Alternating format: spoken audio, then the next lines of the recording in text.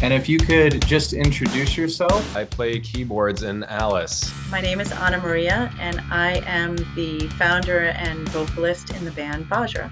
What was the initial start? Yeah, so we all have pretty storied histories. I was just bored during COVID. Did a little demo, put it out, and it was pretty well received by the community. And always had a thing for horror punk and stuff. Something that started with me and a laptop during quarantine, and just like, oh yeah, you know, all those times I said, if only I didn't have to work my job all the time, and now like I could have time to do that. Well, now this is that. All right, and if you could introduce yourself to the fine folks at home, I'd really appreciate it.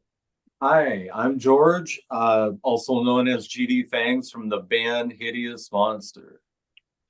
I am super excited to have you on today. A little while ago, I reached out to you and I was like, hey, do you guys have anything coming up? Do you want, to do any releases? And you're like, yeah, actually we do. And recently you sent me a single to listen to. I believe the single is also going to later be on an album. Is that something? Yeah, that was going to be on October Morning, I believe, that you guys are working on. Yeah. Yeah.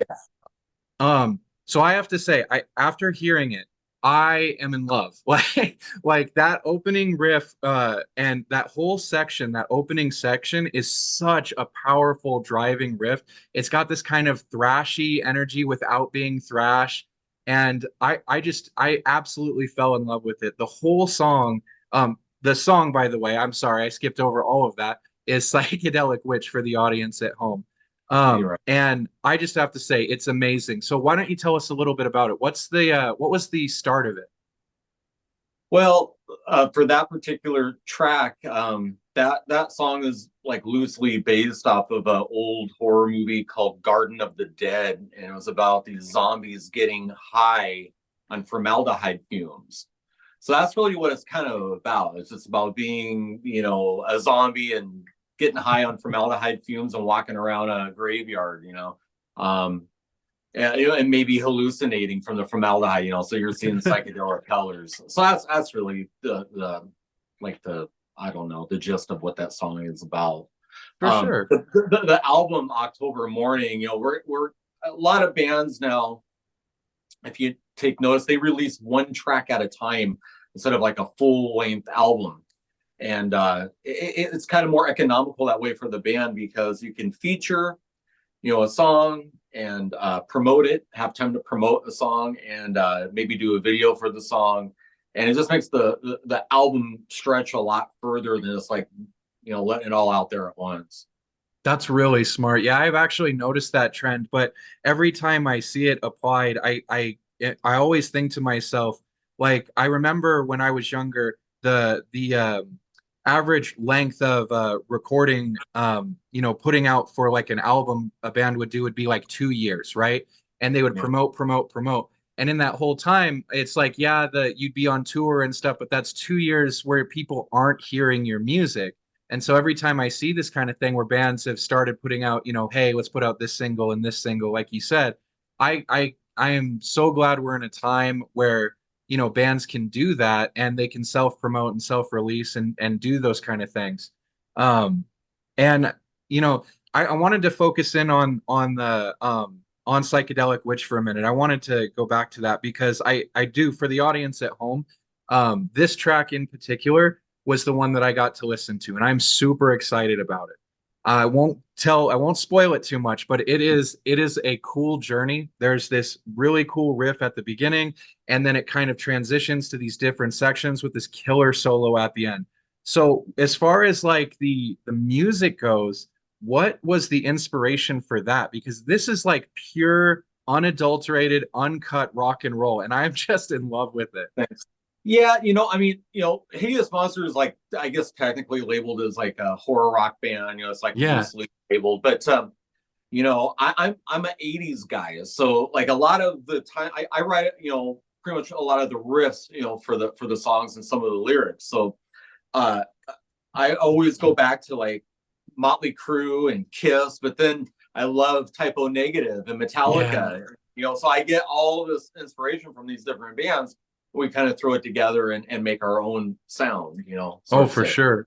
For sure. So yeah, and that one, I feel like it sounds like a little bit of Metallica, a little bit of Typo Negative, maybe just a little bit of Motley Crue, and that's kind of what it is. And and most of our tracks are usually less than 2.5, 3 minutes.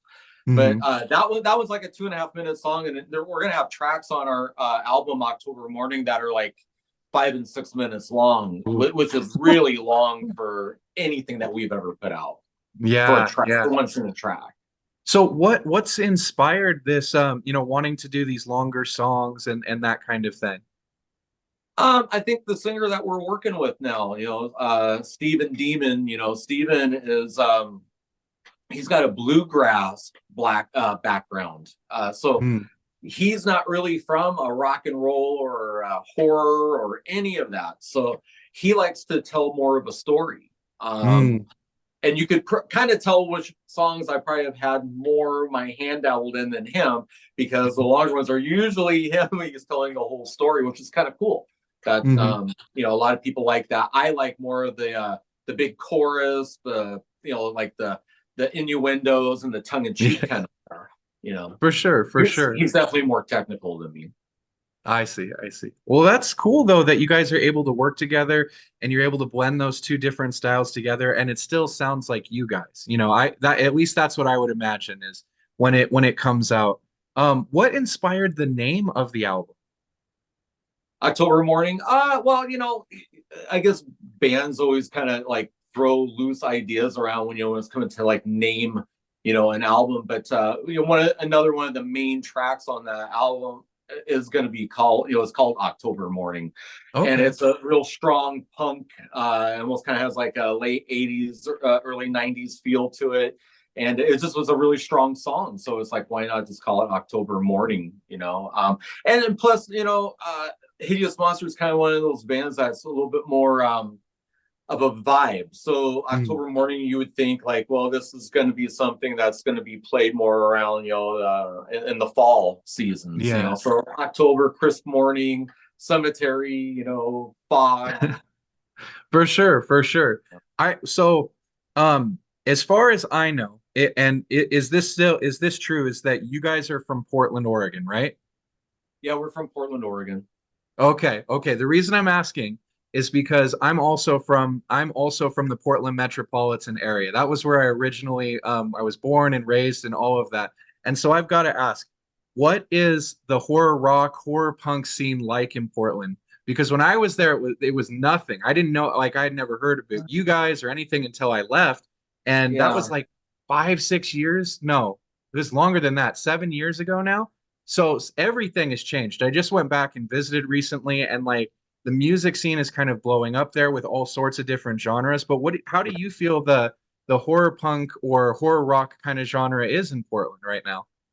I don't think there really is a scene for like horror rock here in Portland. I mean, it goes in waves. We had more horror rock punk bands, probably 5 years ago. Now I don't even know if there is any other ones around. I mean, there's a band called Dead Animal Assembly Plant that we've done shows with in the past, and they're kind of more on the spooky horror side, but they're not really technically like a horror rock band. Although I don't really consider us like just a strict horror rock band. We're kind of more like a rock and roll band with like a horror edge to it.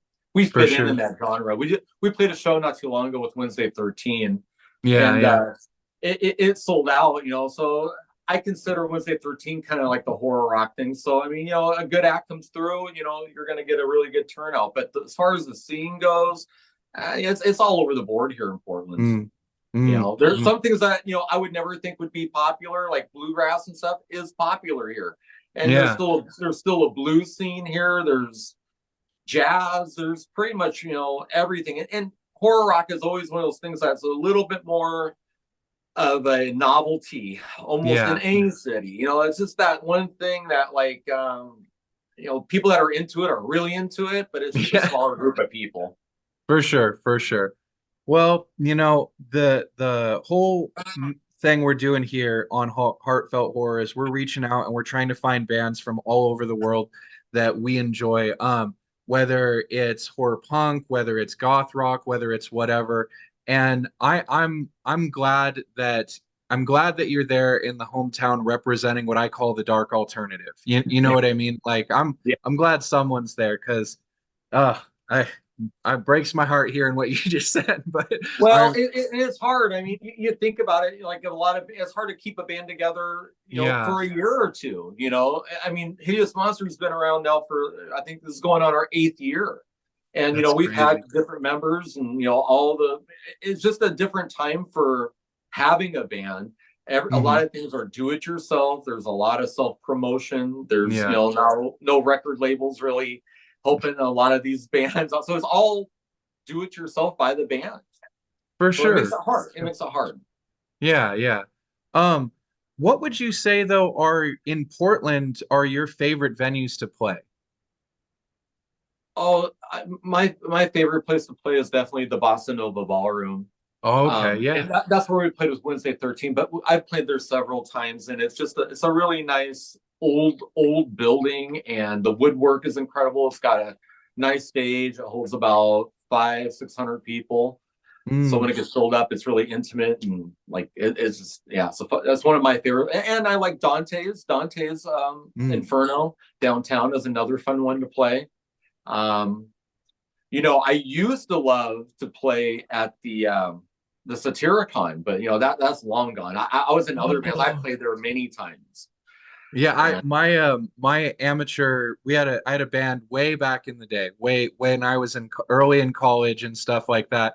And we got to play one of the last shows at the Satyricon before they closed it down. I loved that place. For the audience at home that don't know, it was this hole in the wall venue across the street from the Roseland, right? it's like catty corner for me. It was kind of like the Yeah. CBGBs of Portland. Is what Yeah, it was. yeah. It had a post, if I remember, right in the middle of the pit, just Yeah, just square. Yeah. But yeah, so many legendary bands came through and played on that stage. It's yeah. unbelievable. And I heard they turned it into a homeless shelter. I'm not sure about that, but I um don't even go downtown anymore. Not in that yeah. part anyway. I know it's been torn down, but I'm not sure what they Mm, turned it into. yeah, But yeah, yeah. no, I mean, you got Dante's, you got the Bossa Nova Ballroom, and a lot of times I don't even really consider us like a local band anymore because we don't play a Mm, lot of local shows too for much. sure, We for sure. play select shows, but we try to play outside of Portland as much as possible. For You know, sure. Yeah, yeah. yeah. I mean, after 8 years of being a band, if you're not going out and you're touring or whatever, then you're not really growing at that point. That makes sense. Yeah. Well, people get sick and tired of seeing you too. How many times can you go see the same band? So For yeah, sure, for sure. yeah. So let's get back to talking about your album that's coming out. So Okay. um first of all, when is the single coming out? And then we'll talk about that. Just for the audience at home.